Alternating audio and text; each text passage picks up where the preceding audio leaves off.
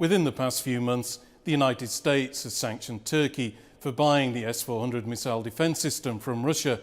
Turkish military equipment has played a decisive role in Azerbaijan's victory over Armenian forces in Nagorno-Karabakh, and Turkish armed drones have been sold to Ukraine, a country that's still in a conflict with Russia.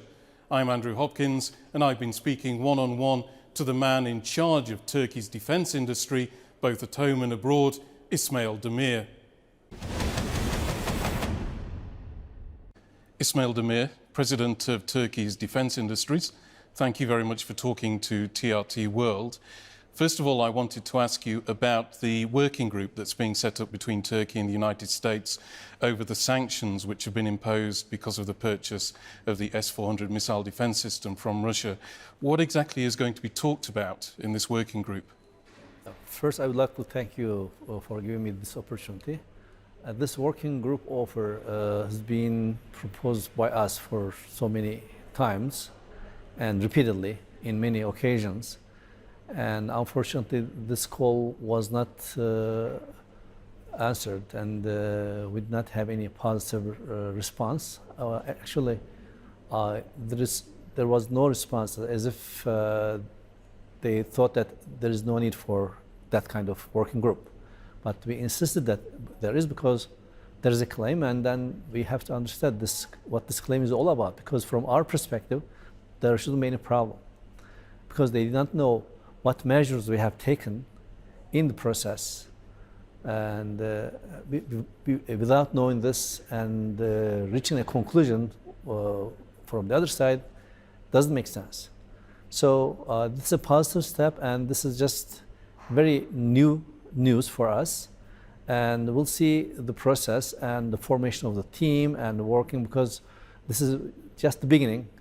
And we are glad to hear that there is a positive response from the other side, and we'll do our best to contribute and to explain the situation and to make all the technical teams on the field to give their contribution to make sure that first, at least both sides understood each other very well. Then, if there is any measure to be taken, we would take that measure. So is it about just keeping the S-400 system separate to the NATO operations, or are you going to talk about things like how to work around the sanctions and issues like that?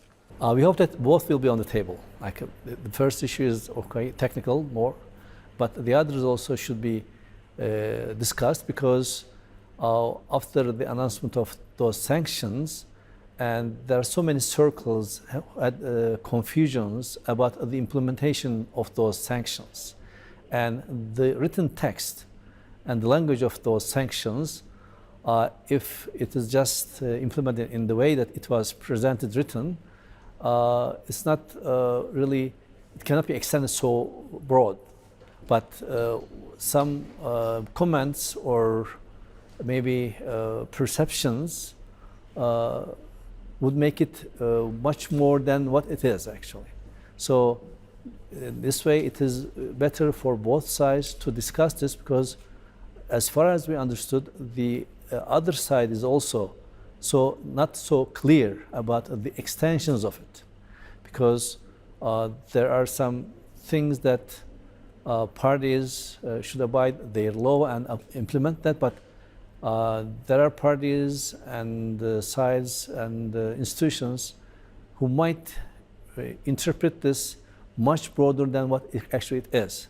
So this is our worry, and it is actually necessary for both sides to discuss that, to make sure that this is not taken out of scale. And actually, if it were taken, then it would be very harmful to the bilateral relations. And as far as we understood right now, neither party is willing to take it out of scale and to make it bigger than what it is today. What's your view on the sanctions in general? Do you think they're quite harsh or quite mild? Where do you think they sort of lie in that spectrum? This is something we have been expecting, and so it is actually in parallel to our expectations. And so as it is right now, with the language, it's not so bad, but as I said, how it will be implemented is important, and not only the rules and regulations, but the perception of different parties, their attitude and their approach, and their behavior, their psychology, when they heard about this, might change unless both sides would clarify what it really is, what it should really mean. Now, some of these sanctions were directed at yourself and 3 other senior defence industry officials. And the way I understand them is that you're restricted now on travel to the United States, and if you have any financial assets there, that these are frozen as well. So do these sanctions actually have any effect on you and your 3 colleagues at all?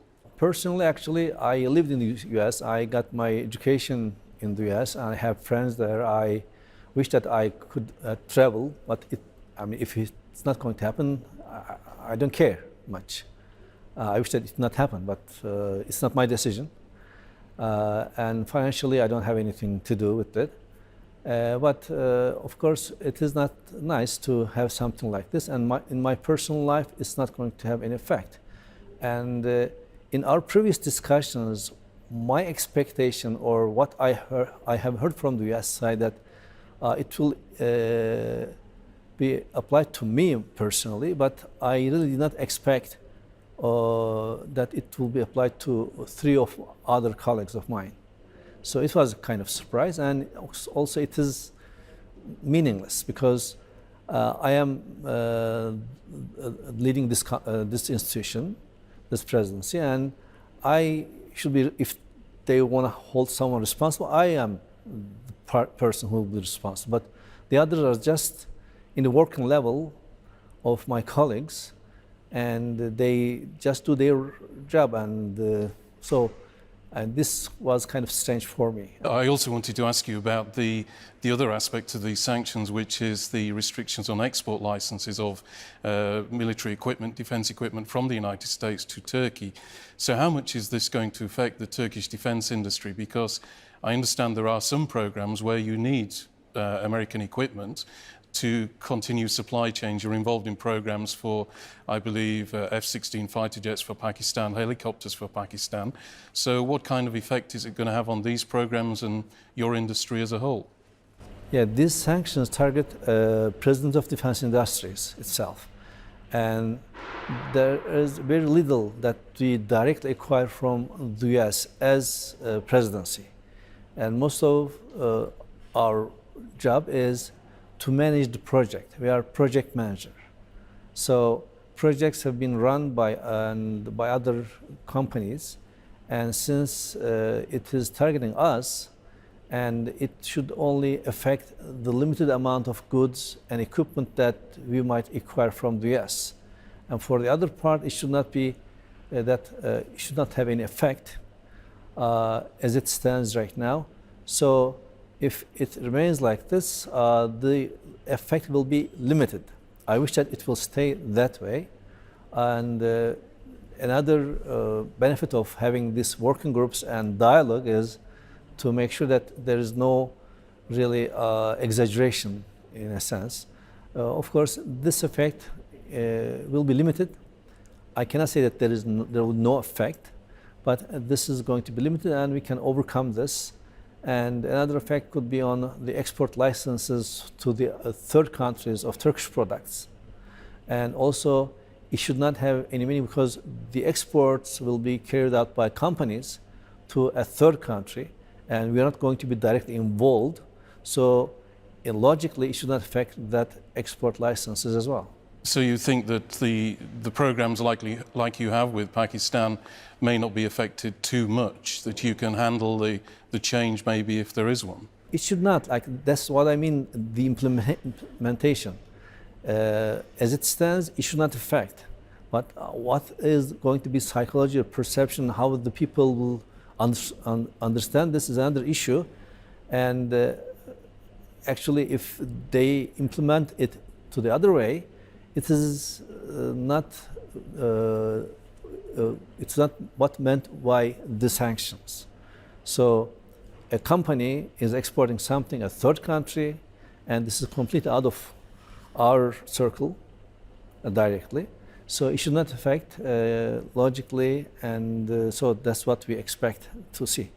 What's your view now of why the sanctions came at this particular moment? Because if they turn out to be sort of fairly mild, if you end up talking about various workarounds, how you can sort of still make relations work between the two countries despite the sanctions, also, you know, if the export license issue doesn't have a huge effect, then it doesn't really amount to much in the end, does it? So why do you think the sanctions were imposed now? Do you think there was so much political pressure on the US administration that they had to do something before they left office, or do you view it in a different way? I cannot say anything like based on certain knowledge, but I can just comment on that because this sanctions issue is on the table for a long time. And what we hear from our friends on the other side is that this is something they should abide with their law and they must do something about it. And also there is a huge pressure from Congress about this. So, and sooner or later they have to do this, and why they chose this particular time, there could be different comments, but it is their decision, I cannot say. But the usual explanation we hear from the other side that this is something that they had to do it. It was not a choice, but it is something that they have to abide with their law.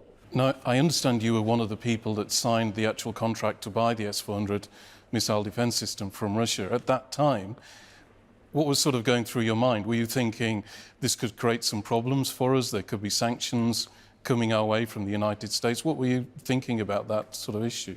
Indeed, CASA law sanctions was after we have signed S-400. Of course, when we have signed this, there could be some maybe eyebrows raised or some concerns from, let's say, US side, but we always repeatedly said that this is going to be a stand-alone system, and we will take every measures to make sure that this is stand-alone. It's not going to interfere with NATO systems, etc. But CASA law came after we have signed, and from that context, it should not be subjected to CASA sanctions. But on the other hand, the explanation we have taken from the US side was that CASA sanctions use a sentence like significant transaction. So they said that they can interpret this word, significant transaction, any transaction, that any money transfer, any purchase that could be realized under this signature, they can interpret this and they can still apply those CASA. So it is their interpretation, and we cannot say much about this. But if you go by the book, our signature was before CASA law. So at that time, did you expect problems from the US? Did you factor that into your thinking? We expected some discussions and worries, but we always thought that this all could be explained and understood, and our needs are on the table. And we had previous discussions with the US side about Patriot systems, and I had myself long discussions and long meetings with the US side about this, and they have known what we have wanted at that time, and they know that they refused many of our requests. So they knew this, and then they knew that after this discussion we have made that choice. So when they knew all this, they can express some concerns, but whether they can go this extent or not, this was something that we did not expect. Actually, we did not have any CASA at that time either. Now, we've already mentioned the F-35 fighter jet program, which Turkey had been removed from, but at the moment you're still making parts for it, and I understand that's going to continue well into next year, at least 2022. So do you see a way back into that program for Turkey on the basis of that, although you've been removed, you're still actively involved in it? I have always repeatedly said that we are a partner in the program, and this removal is just one-sided, and it is not legal under the MOU that we have signed with the parties. And the removal of one party could only happen if all the other partners voted unanimously. This did not happen. This is one-sided decision. And we always worked in accordance with the regulations and whatever we agreed on in the program. We have really satisfied all the obligations that we should do in the program. And in many occasions, US side and F-35 program managers even said and confessed that Turkey is a very good partner and their participation in the program has added value, and our company's performance is very good, etc. So, and again, we are considering ourselves that we are still in the program, because whatever taken decision as is one-sided and it's not, it doesn't have any legal basis. And we have always kept this line. And in parallel to this, we have asked our companies do not get affected whatever been said in the press, or unless you get an official sign, then the cancellation of order, whatever. This way they have continued. And so that means we have, in the beginning, a point, a line that we have been standing, and we are at the same point again. And we did not leave that line in terms of partnership spirit. And actually, that what it should be for a party who has been honoring a signature and ready to honor again and to continue. And the ball is on the other side. If they want to change their decision, we are here, because we did not change our stand. We are still in the program. We are acting as if we are in the program. Even the payment issue, and they have blocked the way that we do our payments, and you could have continued to do this. So that means a one-sided unilateral steps have been taken. If the other party had chosen to take those steps back, we can still continue. I wanted to ask you about a few other subjects as well. So let's go on to Ukraine, for instance. At the moment, you're involved in a number of programs with them, producing defense equipment. And last year, you also sold them some armed drones as well. Why is Turkey involved in supplying arms to Ukraine at the moment, at a time when this country, Ukraine, is involved in a conflict with Russia, who you also have a very good relationship with, and who you bought the S-400 missile defense system from? This is an export market, and we are trying to export our products in different countries. And so we are not doing this openly. That means when we decided to take those steps and actions, both parties know what we have been doing. And Ukrainians know that we have very good relations with Russia. And not only in S-400 issue, we have many other areas of collaboration. And then we have joint working groups in the field, operations field.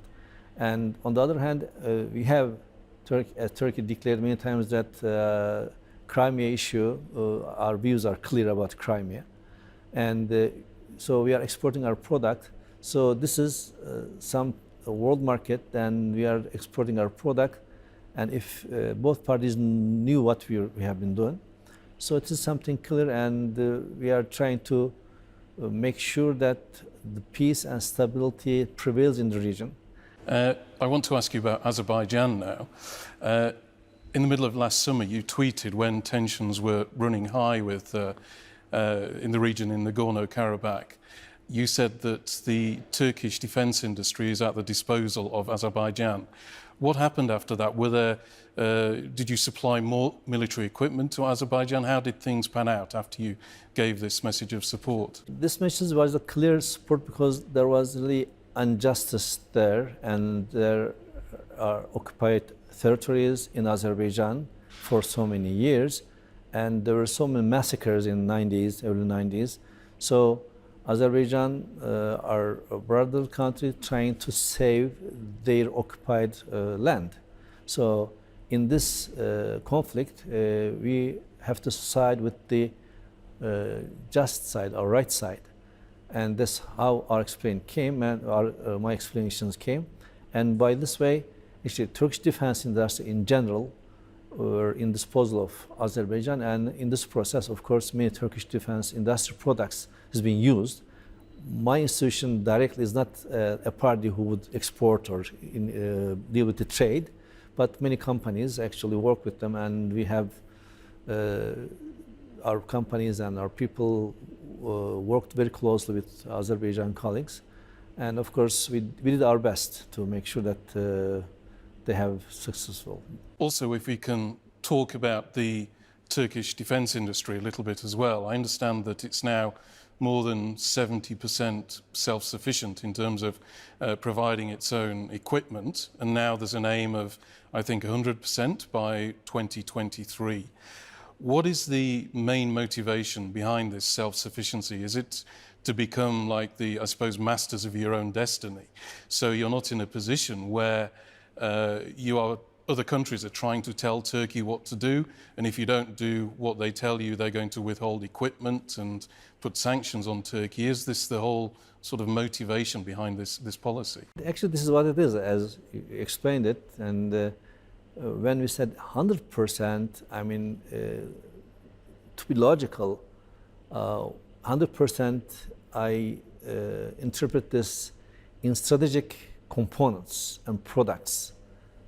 That's because in the global world there are so many systems and things like people trade, and so in this global world, if one claims 100% will be local, etc., yeah, you might try to achieve this, but it can be very costly. So we should go with the optimum.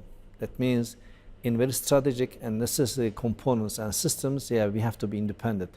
As you rightly said, the main motivation is that you have to have your own destiny. We have seen this many times. This is not a kind of perception or estimation or guess. We have lived this, and we have been still living under these circumstances, and declared or undeclared. We have seen many blockages or slowdown or stoppage of many products, even the simple systems, simple product or simple material, or from different countries, and name so many names, and has not been supplied to us. And what we have done, we have just turned on our local industry and developed and designed and used it. So there's so many warning signs for us that we have to have our own destiny.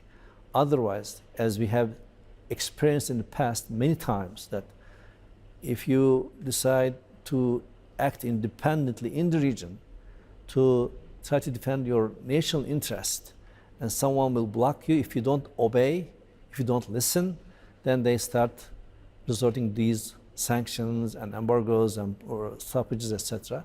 So we have lived this. We have bitter experiences, and those experiences taught us that we have to be independent in order to have our own destiny. Of course, we are always in favor of collaboration and peace-building missions and alliances, etc. And if you look at Turkish history about these, we have always honored our signature. We have always did our obligations in alliances. So this doesn't mean that we have to just be like closed down and close our doors and don't get involved with anybody. It never, we never meant this, and we never act in that way. Ismail Demir, thank you very much. Thank you. Thank you for letting me talk.